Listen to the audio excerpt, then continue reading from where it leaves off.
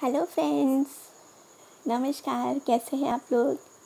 और मैं स्मिता माथुर, मेरी यूट्यूब चैनल में आप लोग का बहुत बहुत स्वागत है। और आप सभी को स्वतंत्रता दिवस की 15 अगस्त की बहुत बहुत बधाई हो। तो यद्यपि मैं एक कहानी 15 अगस्त के दिन पोस्ट करना चाहती थी, लेकिन मैंने सेम डे लिखी थी, 14 अगस्त को बैठ के लिखी थी दिन भर कहानी। तो शाम तक इतना थक गए कि रिकॉर्डिंग करने की हिम्मत ही नहीं हो रही थी। तो इसलिए मैंने सोचा कोई बात नहीं, अगस्त भर तो कर ही सकते हैं, 15 अगस्त की बधाई दे ही सकते हैं। तो इसलिए मैं इस सैटरडे को ये वाली कहानी पोस्ट कर रही हूँ। तो मेरी कहानी का नाम है नींव के पत्थर। और आपको पता ही है कि जो साहित्यकार हैं वो अपने आसपास की घटनाओं से ही प्रेरणा लेते हैं और अपने अनुभवों के आधार पर ही जो कुछ लिखते हैं वही एक कहानी का रूप ले लेता है। तो इस कहानी में जो भी पात्र हैं उनमें वो ये कहानी तो मेरे अपने अनुभव की है, इसलिए सभी पात्र जो हैं वो रियल लाइफ से ही जुड़े हुए हैं। और आशा है आपको ये कहानी पसंद आएगी। इसका नाम है नींव के पत्थर। 15 अगस्त का सुनकर मुझे अचानक ही वो स्कूल याद आ जाता है जो मेरी बिटिया की सोसाइटी में था। स्कूल क्या था, ईंटों की दीवारों पे टिन की छत बांध दी गई थी। इतनी बड़ी सोसाइटी, मल्टी स्टोरीड बिल्डिंग्स, बड़े बड़े पार्क, रंगीन फुव्वारे, बड़ा सा नीले नीले पानी से भरा स्विमिंग पूल और सर्फ से चिकनी सड़कें। क्यारियों में कायदे से लगे बैंगनी और पीले फूल। जब मैं पहली बार नए बने आलीशान क्लब में गई तो उसे देखकर मेरे मन में एक ही थॉट आई थी, इसको बनाने वाले कहाँ चले गए। रात रात भर सर्च लाइट में काम करते श्रमिक, सुबह 5 बजे से काम में लगे मज़दूर, सुबह सुबह कई 100 मज़दूर और उनकी कर्मठ पत्नियाँ अपने अपने टिफ़िन लेकर काम पर आ जाते थे। बनती हुई बिल्डिंग्स के गीले फर्श पर, जहाँ कंक्रीट सीमेंट के स्क्वायर बनाकर उनमें पानी भर दिया जाता था, वो काम करते रहते थे। तेज़ मशीनों के शोर के बीच में वो दिन भर उसी में मेहनत करते रहते।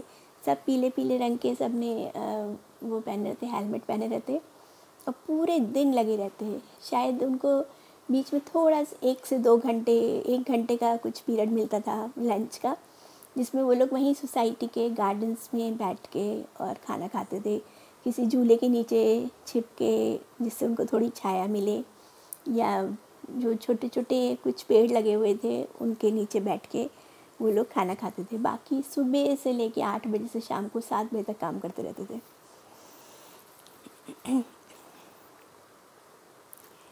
मशीनों से काम करते श्रमिक, ईंटें और गारा ढोती श्रमिक महिलाएं और पीले हेलमेट लगाए सुपरवाइज़र्स। रात और दिन काम चलता, धूप में, जाड़े में, बारिश में काम चलता रहता। क्या कभी वो अपनी बनाई इस खूबसूरत बिल्डिंग को जी भर कर देख पाएंगे, या कभी उनको ऐसा मौका मिलेगा कि वो कभी इसमें अंदर प्रवेश कर पाएँ? शायद कभी नहीं। हाई सोसाइटी के लोग अलाउ ही नहीं कर सकते कि कोई मज़दूर या उनके बच्चे उन्हीं की बनाई हुई बिल्डिंग्स को अंदर से आके देख सकें। ये कितनी बड़ी विडंबना है। आखिर इन श्रमिकों के भी तो परिवार होते होंगे, वो सब कहाँ और कैसे रहते हैं? उसी posh society, high class society के पीछे उनकी टेम्पररी झोपड़पट्टियाँ होती हैं। कूड़े के ढेरों से लैस, बदबदाती नालियाँ, कीचड़ और मच्छरों से युक्त, ईंटों की 4 दीवारें और उस पर पड़े टिन के शेड। वहीं उनके बच्चे खेलते रहते, छोटे भाई बहनों को गोद में उठाए और सूखी रोटी खाते हुए, सूखी ऐसी मोटी मोटी रोटियां हाथ में पकड़ के घूमते थे। मैंने अपनी आंखों से देखा है। अपनी मैली फ्रॉक या शर्ट से वो छोटे भाई बहनों की नाक को पोंछते रहते। उन्हीं बच्चों के लिए बना था ये क्रैच कम स्कूल, क्योंकि हर बिल्डर को गवर्नमेंट से इंस्ट्रक्शंस हैं कि श्रमिकों के बच्चों के लिए एक स्कूल और एक क्रैच कंपलसरी है। उसके बिना वो लोग कंस्ट्रक्शन वर्क नहीं करा सकते। बड़े बड़े 3 और 4 कमरों के लग्जरी फ्लैट्स बनाने वाले बिल्डर्स, एक एक फ्लैट को 1.5 से 3 करोड़ में बेचने वाले बिल्डर, इन बच्चों के लिए कम से कम खर्चे में, कम से कम लागत में एक स्कूल बनाते हैं। सोसाइटी से जुड़ा हुआ उनकी गंदी बस्ती में एक स्कूल, 4 दीवारें, उस पर सस्ता सफ़ेद चूना पुता हुआ और टीन की छत जो गर्मी में तपती और बरसात में टपकती है। देख के ऐसे मतलब सिहरन से होती है, आंसू भी आ जाते हैं आँखों में। किसी दयालु रहवासी ने ही उनके लिए कूलर लगवा दिया था। ज़मीन पर बिछी फटी दरी और टाटपट्टी, मटमैला सा ब्लैक बोर्ड जिस पर अनगिनत चौकों के निशान थे। ऐसे धुंधला ऐसे रहता है ना, कई बार मिटाने के बाद कैसे धुंधला आ जाता है ब्लैक बोर्ड। एक पानी का फिल्टर, 3-4 कुर्सियाँ और एक पतली सी बेंच ही उस स्कूल की प्रॉपर्टी थी।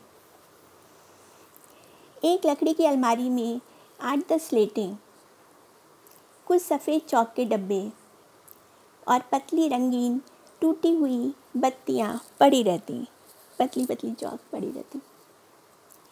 कुछ स्केच पेन और पेपर शीट भी रखे रहते। अपनी एक सहृदय टावर मेट से ही मुझे उस स्कूल के बारे में पता चला था। बिटिया के ऑफिस जाने के बाद कभी मैं सोसाइटी की सड़कों पर घूमती, झूमते पेड़ों और खिलते फूलों को देखती। कभी स्विमिंग पूल के किनारे बैठकर छोटे छोटे बच्चों को तैरते देखती। गोल मटोल और सुंदर सुंदर कॉस्ट्यूम्स में सजे समृद्ध बच्चे। अपने बचपन के शौक़ को पूरा करने के लिए कभी कभी मैं भी स्विमिंग करने चली जाती और फिर गीले कपड़ों का भारी बोझा लिए और टपकते बालों में शर्माती हुई वापस आती। आते जाते लोग क्या कहेंगे, इतनी बड़ी आंटी और स्विमिंग। लेकिन पूल के हरे नीले पानी में तैरते हुए मेरी आत्मा तृप्त हो जाती।